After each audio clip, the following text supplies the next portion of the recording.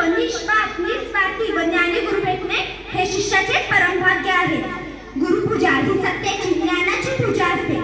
विहिरीच्या पात्रात पाणी खोल असेल तर ते पाणी भांड्यात येण्यासाठी भांड्याला प्रथम वाकावे लागते। त्याचप्रमाणे ज्ञान ग्रहण करण्यासाठी गुरुचरणी नतमस्तक व्हावे लागते।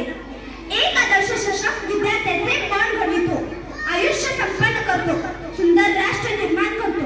आपल्या अंतःकरणातील दिव्य शक्तीला जागवण्याचे सत्कार्य फक्त गुरूंमुळे शक्य आहे।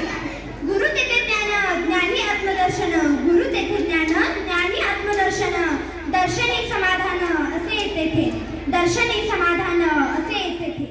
वाढवणारा शिक्षक, जगण्यातून जीवन घडवणारा शिक्षक। आजच्या कार्यक्रमाचे अध्यक्ष, मुख्याध्यापक, आदरणीय गुरुजन व विद्यार्थी, आज 5 सप्टेंबर शिक्षक दिन या निमित्ताने मी तुम्हाला काही सांगणार आहे, ते तुम्ही शांत चित्ताने ऐकून घ्यावे अशी माझी नम्र विनंती। आज डॉक्टर सर्वपल्ली राधाकृष्णन यांचा जन्मदिवस। शिक्षक हा 3 अक्षरी शब्द आहे, मात्र या शब्दात एवढी प्रचंड शक्ती आहे ज्याच्यामुळे विद्यार्थ्याचे जीवन बदलून जातं। विद्यार्थ्याच्या मनात अज्ञानाचा अंधकार दूर करून विद्यार्थ्याच्या ज्ञानात प्रकाश आणण्याचे काम शिक्षक करतात।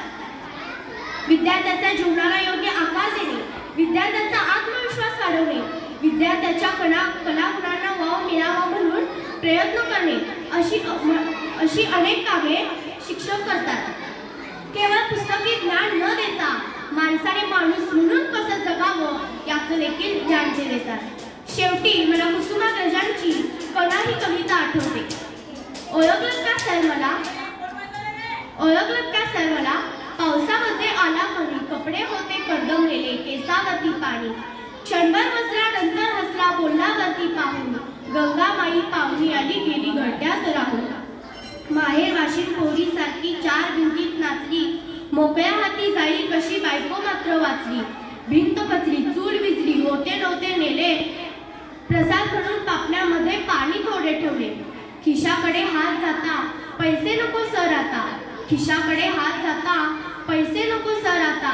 मोडून पडला संसार पण मोडला नाही कणा, मोडून पडला संसार पण मोडला नाही कणा। पाठीवरती हात ठेवून नुसते लढमणा, पाठीवरती हात ठेवून नुसते लढमणा। जय हिंद।